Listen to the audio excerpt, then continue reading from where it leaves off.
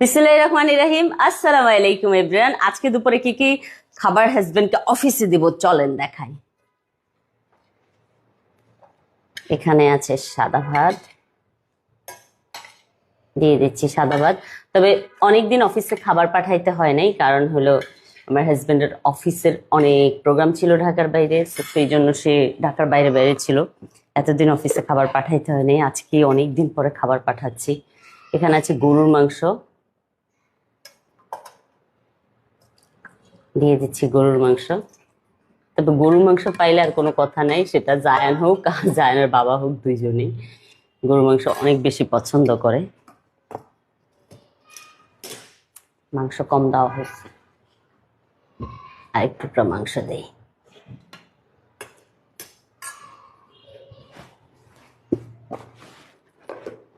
আর এখানে দিব হলো শাক, কারণ দুপুর বেলা শাকটা খাওয়া ভালো, রাতের বেলা শাক না খাইলেও চলে।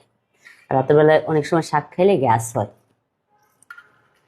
ইলিশ মাছ দিয়ে করেছিলাম শাকটা, কালকে ফ্রেশ শাকটা পাইছিলাম, নিয়ে আসছি, একদম মজা করে দিয়ে দিলাম।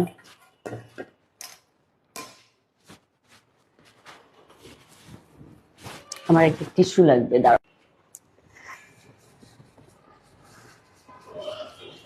টিস্যুতে ভালো করে মুছে এখন দিয়ে দিচ্ছি বক্সে, টিফিন বক্সে।